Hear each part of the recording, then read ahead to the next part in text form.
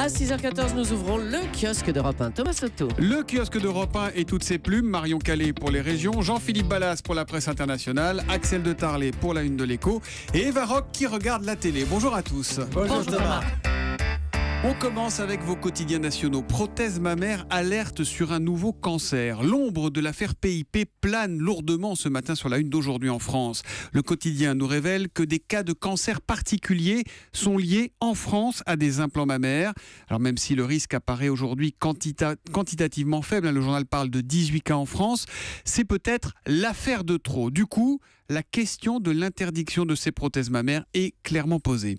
Le Figaro, Direct Matin et Libération ont les yeux tournés vers Israël. L'enjeu des élections du jour, résumé en une question formulée par Libé. Bye bye Bibi, point d'interrogation.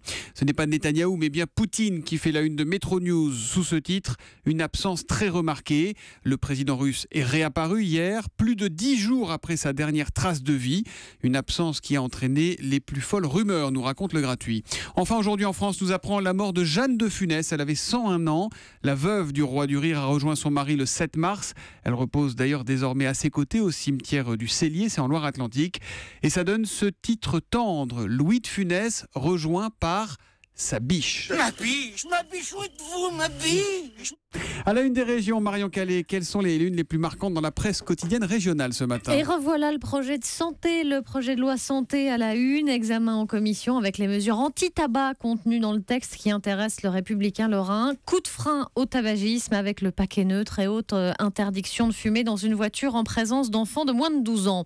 Des unes qui interpellent aussi ce matin, celle du Progrès avec le bon de l'action de l'Olympique Lyonnais, plus 150% en moins de 3 mois. Celle du journal de Saône-et-Loire. Elle est autour de 6 € l'action, donc le chiffre est impressionnant, mais oui, le montant le est pas chiffre est impressionnant, mais on partait très bas, effectivement. Une également étonnante, celle du journal de Saône-et-Loire, à la cantine du port Sinon-Rien, décision du maire de Chalon-sur-Saône qui interdit désormais les menus de substitution au nom de la laïcité. Et puis ce titre dans l'Indépendant, dur d'être Éric Zemmour. Vous pensez aux journalistes? Eh ben moi je vous parle d'un coiffeur de passagère à Narbonne qui n'a pas caché la gêne que provoque son homonymie. Ah, il s'appelle donc Éric Zemmour lui aussi. C'est ballot. Et puis ce matin, la Provence nous donne des nouvelles de Baya, seule survivante d'un crash aérien, Marion. Le crash de la Yemenia Airlines le 30 juin 2009. Baya avait 13 ans. Elle avait survécu, vous vous en souvenez peut-être, en s'accrochant à un débris pendant plus de 10 heures dans l'eau. Aujourd'hui, elle a 18 ans, cette jeune Baya. Elle est étudiante.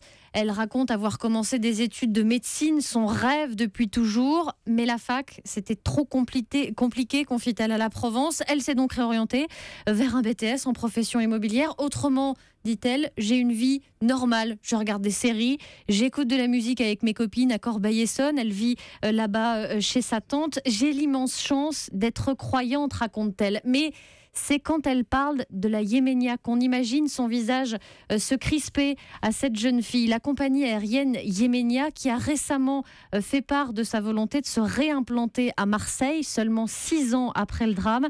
Ils ont prouvé, dit Baya, tout au long de cette affaire, qu'ils se fichent pas mal des familles. Alors, choquée par ce retour, oui, je le suis, étonnée.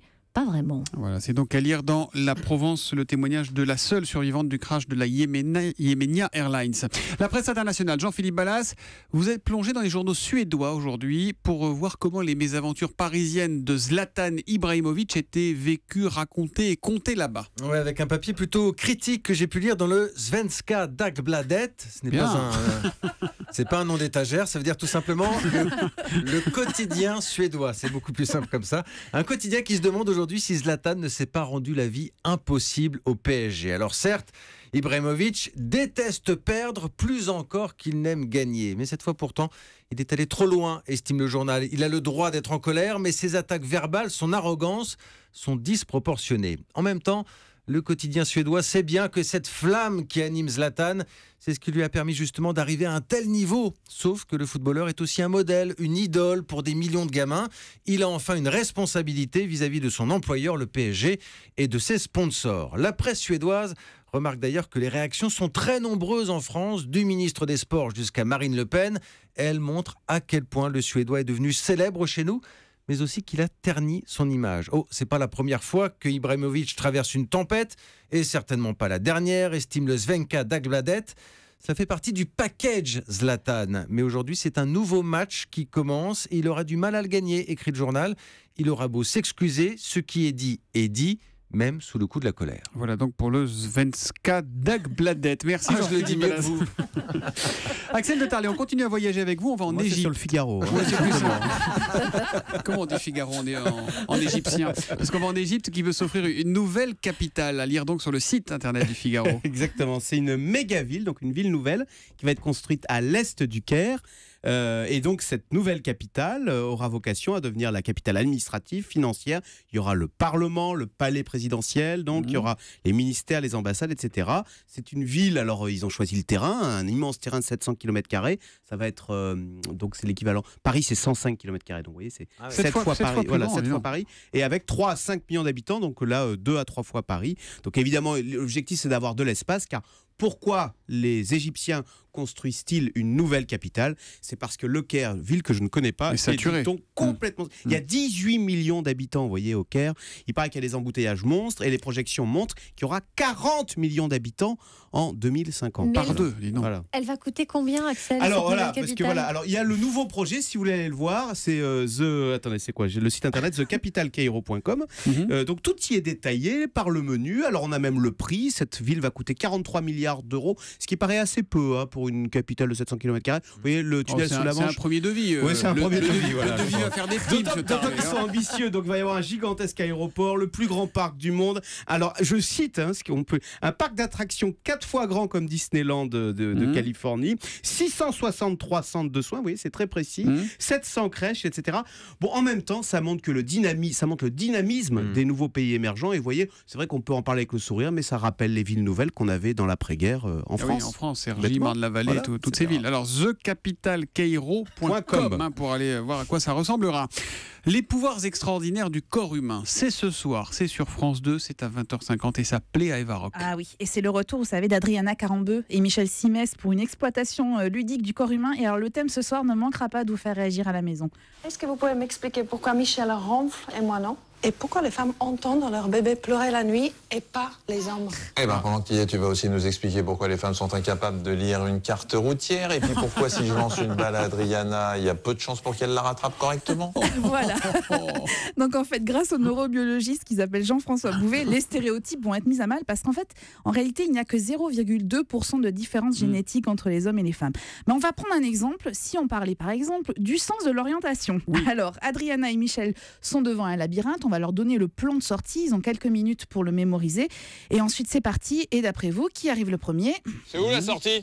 C'est à ta gauche. Adriana est déjà dehors, hein? Oui, depuis un quart d'heure. C'est les boules. Qu'est-ce qui s'est passé? Ça fait longtemps que je l'avais trouvé, mais j'ai observé pendant un long moment les différentes essences, différentes variétés Non seulement de... t'es mauvais, mais tu es un menteur en même temps. Non, mais pas du Donc, tout, en je fait, regardais... Est-ce que tu es d'accord qu'en effet, ces stéréotypes ne marchent pas? Voilà, il a menti, mais une mauvaise foi terrible. C'est de la mauvaise foi de bonne foi, ça exactement. s'appelle. Il a On mis fait 30... tous de la mauvaise foi de bonne foi, les garçons. Au total, il a mis 30 minutes supplémentaires en fait pour y arriver. En fait, vous allez voir, ils vont multiplier les expériences au cours de la soirée. Ils vont essayer de comprendre, par exemple, comment le corps réagit à la grossesse avec une scène hilarante où ils vont porter en fait un faux ventre de femme enceinte de 7 kilos. Ils vont essayer de comprendre pourquoi les femmes sont plus sensibles, pourquoi les hommes sont plus musclés mais moins souples.